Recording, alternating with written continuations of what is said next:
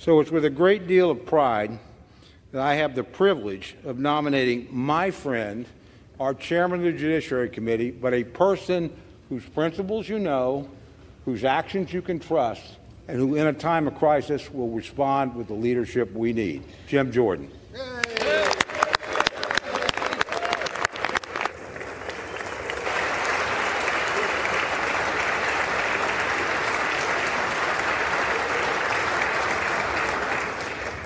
A few moments later. Kelly of Pennsylvania. Former Speaker of the House, the Honorable John Boehner. Boehner.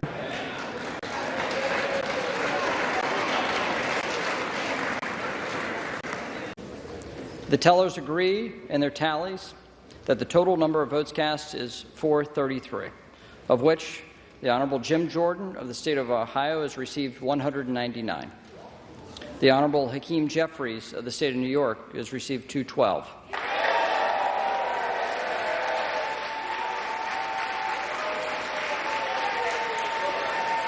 All right, guys. So once again, we got to talk about the Speaker of the House situation. That is still ongoing because, unfortunately, Jim Jordan has lost again in regards to his bid to become Speaker. I think he bleeds 3 or 4 votes this next time, maybe a little bit more if he goes to the floor a 4th time.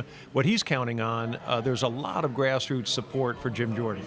So the phones are ringing and people are making demands, and there are a lot of members who have folded as a result of that. But more and more members are going to be able to say, I voted for him the first 2 times, now we have to move on and find a speaker. And this is the second time he lost after the first round of voting, which happened yesterday, where he lost 20 Republicans. This time around, it looks like he lost 22 of his GOP colleagues. So now you have even more Republicans that have come out and voted against Jim Jordan. Now, I'm going to get into some of the reactions here from the Republicans who refused to vote for Jim Jordan, mainly Don Bacon, who is leading the pack against Kevin McCarthy. But first, we have to react to Democrats who are basically panicking over the prospect of Jim Jordan becoming Speaker, which tells you that he is the right guy for the job. The fact that Democrats are panicking. They're at the point now where they're calling just voting on Jim Jordan being Speaker a threat to democracy. This is what Nancy Pelosi declared. And also, they're begging the Jim Jordan Republicans to join with them and make Hakeem Jeffries the Speaker of the House instead. Take a look. When we've had a speaker's race on our side or their side, we've always respected each other's judgment. But today and yesterday, that was an assault on our democracy, as Jim Jordan assaulted our democracy on January 6th.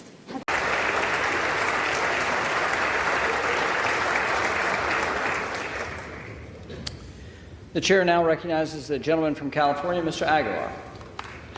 Mr. Speaker Pro Tem, I rise today at the direction of the House Democratic Caucus to place into nomination for the position of Speaker of the House of Representatives, the Honorable Hakeem Jeffries of New York.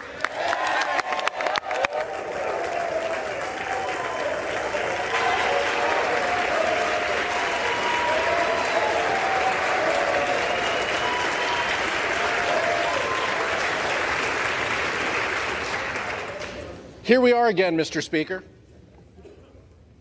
And I promise to make these speeches shorter if we get closer to a compromise, but I'm not certain that that's going to happen at this moment.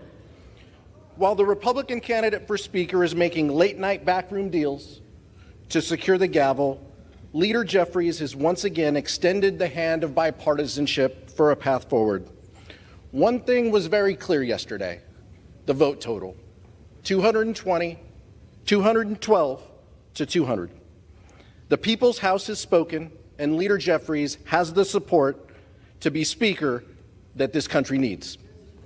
It has been Leader Jeffries and House Democrats who have shown a willingness and a conviction to keep our promise to deliver for American families. And it will be Hakeem Jeffries who will move our body and our country forward on a bipartisan path. Who on the other side of the aisle, Mr. Speaker Pro Tem, will take yes for an answer and work with us to achieve 3 common goals? And my colleague and good friend, the gentleman from Oklahoma, mentioned one of them: supporting assistance to Israel, but what he left out was assistance to Ukraine and our national security objectives. Yeah, so you seen that, you heard that, okay? You see the priority of the politicians, Democrats and Republicans, or put it this way, at the very least, these Republicans, their priorities really are sending money overseas to other countries, right? That is their priority. And see, this is why I'm not falling for this, oh, we need to get a speaker now, we need to go ahead and vote. No, we don't. As long as the government stays shut down, we are not sending money overseas, and that is a good thing.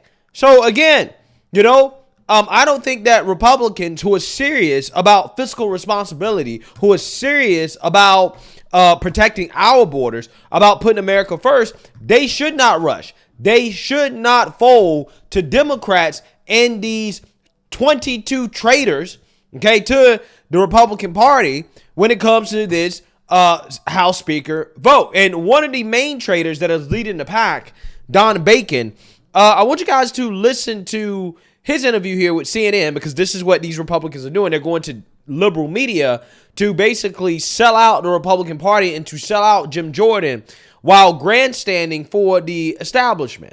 Take a look. Congressman Don Bacon of Nebraska, he voted against Jim Jordan for Speaker on both ballots. Congressman, thanks so much for joining us. So we've seen, thank you, Jake. We've seen what some would call a pressure campaign, others are calling a bullying campaign against individuals who aren't on the Jordan train.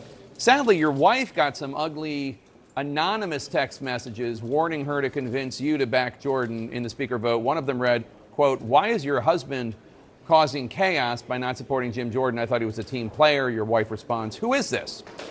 And then, "Oh, now you have nothing to say?" This person texts again, "Your husband will not hold any political office ever again. What a disappointment and failure he is." People are pretty tough when they're anonymous. But that's pretty ugly stuff to send it to your wife. I see from your vote today, it obviously did not have the desired effect.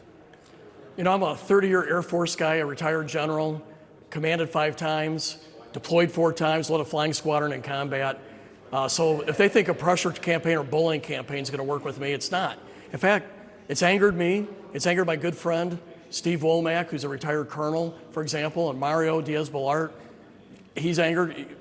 The way to get to us is through an intellectual discussion and to work through the concerns we have. But to threaten us with primaries, threaten us with the shenanigans and sending, anonymous texts and phone calls. They were calling my wife anonymously as well. She's recorded some of them.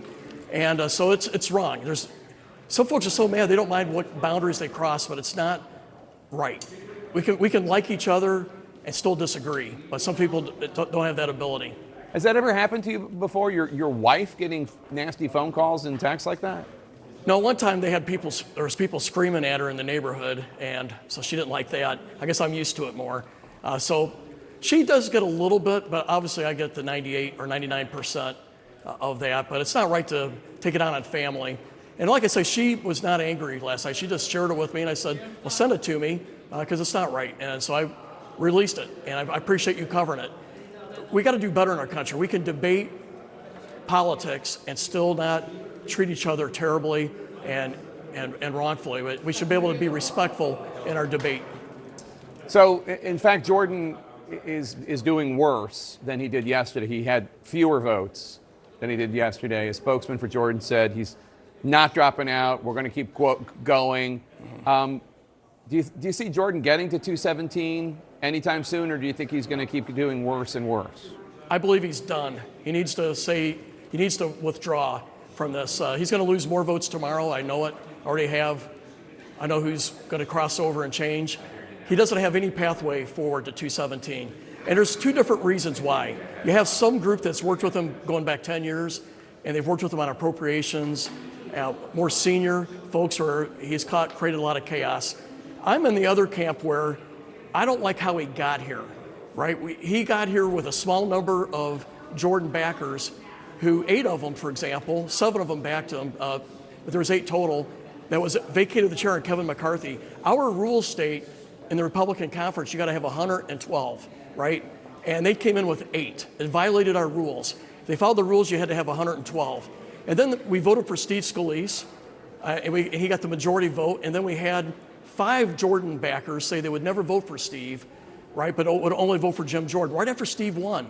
And also at the same time, Jim Jordan told everybody that he would only get behind Steve if he had 217 votes. That is not our rules. In our rules, if you get the majority, you get behind that person, whoever has the majority, and you vote together on the floor. And so that was the straw that broke my camel's back there when those 5 Jordan folks said they would never vote for Steve right after the election, but only for Jim. And Steve was there and he didn't speak up, which means that he is somewhat complicit.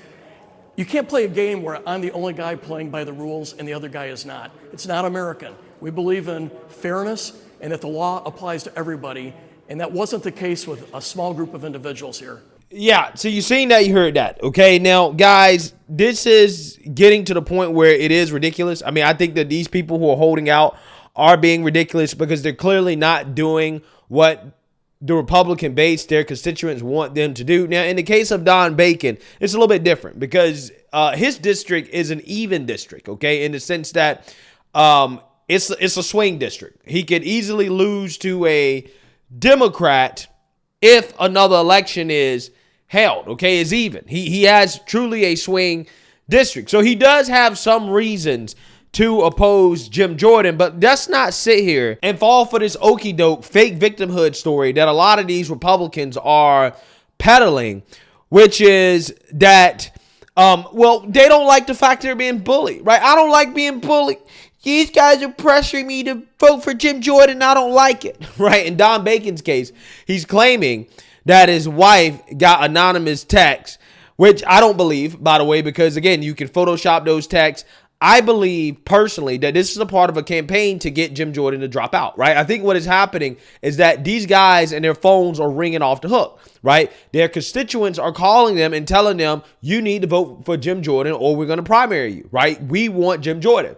And these people, because they're part of the establishment, they're swamp creatures, they don't want to vote for Jim Jordan, okay? Because Jim Jordan is not that, okay? They want to go along with business as usual. A lot of these politicians want to continue to send money to other countries. They want to continue to spend. They don't want to change from the status quo. They're not really conservative. So what is happening is that what they're trying to do is essentially pressure Jim Jordan to drop out by saying, well, the pressure's not working. And in fact, you guys, you're out of bounds when it comes to pressuring us because you're texting my wife. Which, again, I really don't believe personally. I mean, it could be true, but I didn't see anything there that was necessarily super threatening.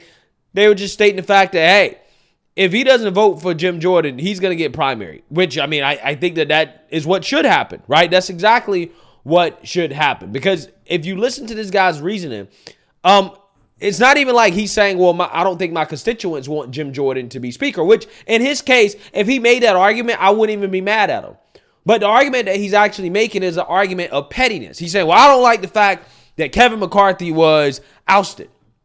Right? I don't like that. I don't like the fact that Steve Scalise didn't get the votes. I don't like the way this whole process is working, so therefore, I'm just not going to get on board with this, which is extremely petty, right? You have some Republicans that are voting for John Boehner, who used to be the Republican Speaker of the House way back during Obama years or something like that, right? And again, that's how petty these people have become because they're so mad that the swamp creature, Kevin McCarthy, is not speaker anymore.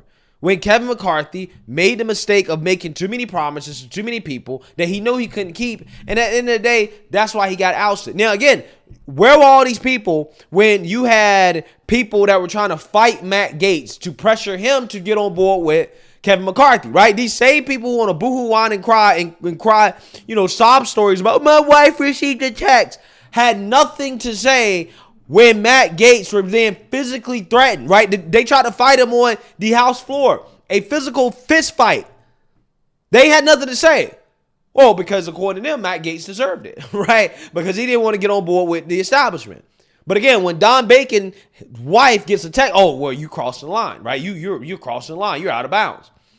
It's amazing how that works. But again, don't fall for the trick. because that's what this is. This is a trick to try to get people to stop calling, right? This idea of where it's backfiring. The pressure is backfiring. They want to continue to hold out. It's only the second round, guys. Keep in mind, Kevin McCarthy went 15 rounds. So again, we're still early in the game here. We're early in the game. So what they're trying to do is to try to make it seem like every round is exhausted and this ain't going nowhere. When again, it took Kevin McCarthy 15 rounds to win. And if I'm Jim Jordan, right, and his supporters, they need to be telling him 15 rounds. We got to go at least 15, the same amount of rounds that it took Kevin McCarthy. We got to go at least 15 rounds for Jim Jordan. Right? If that's the game y'all want to play. And if you really want to take it up a notch, because again, these people are in a rush to fund other countries, right? Who has the leverage? Who has the leverage? Let's keep it 100. Who has the leverage? Okay. They extended the government being open for, I think it was about 45 days or so, right? So every day that passes, there's more pressure for the government to start functioning again, right? To get a Speaker of the House.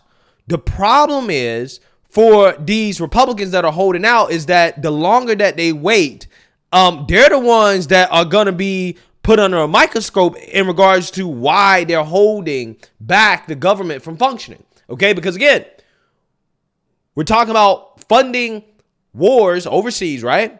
We're talking about averting a government shutdown. These are things, this is a situation where you don't want to get to the point where we don't have a speaker and you're now up against this deadline of not only keeping the government open, but also, again, funding these wars overseas. These people are going to be under intense pressure to fold, right? Because again, if I'm Jim Jordan and I'm Jim Jordan's supporters, I'm going to sit back and say, okay, cool. Y'all want to play this game? We'll have a staring contest, right? And the first person to blink is going to be the first person to lose. And I guarantee you these people will blink if they just hold strong. Hold strong. What they want is Jim Jordan to drop out. That's what they want. Make these Republicans make a choice between, hey, you either go along with us, with Jim Jordan, an actual conservative speaker, who is what the base wants. That's what conservatives want. You either go along with us, or you can go along with Democrats. You can make Hakeem Jeffries the speaker. Because, I mean, let's keep it 100, guys. What is really the difference between having a Kevin McCarthy as speaker and a Hakeem Jeffries? Both are swamp creatures, right? I think the only difference is that, well, you know, Republicans won't control the House. Okay, oh, maybe Joe Biden's impeachment inquiry stops. Okay, oh, well, you know, there's some other things that we probably won't be able to get in regards to investigations and stuff like that. It'll be a hard pill to swallow, but the people that's going to have to deal with it are the 22 Republicans that decided to vote against Jim Jordan. Because although this might not affect Don Bacon, his district is a swing district, so it might not affect him that much. But there are other Republicans that are holding out, like, for example, Ken Buck, that is in a deep red district, right? And these deep red district Republicans that are continuing to hold out, oh, best believe they can be primary and they can be removed from office. Okay? So again, these people are holding out against Jim Jordan because they don't want to lose their jobs. A lot of them are going to end up losing their jobs because they refuse to get on board with Jim Jordan. Okay? So if they want to get on board with Democrats, let them get on board with Democrats. Yeah, we'll lose some things. We'll sacrifice some things. But these people will lose their jobs at the end of the day. A lot of them will lose their jobs. And that will be a lesson to any Republican that decides to go against the will of the people, because this is what the people want. I personally think that Jim Jordan should not blink. They should continue to hold out and let the 22 Republicans that are holding out, let them either get on board or go along with Democrats. Either way, as time continues to move forward, there's going to be more and more and more and more and more pressure. There's going to be way more pressure. Okay? So again, they're either going to have to get on board with Jim Jordan or get on board with Hakeem Jeffries, or maybe even get on board with Kevin McCarthy being speaker again, but making some type of deal with Democrats. Either way, the pressure is on them. And you have to keep the pressure on them by holding strong and, again, letting these people suffer in agony and pain, because that's what's happening, because they can't get back to their swamp business as usual as long as we continue to have this pissing contest.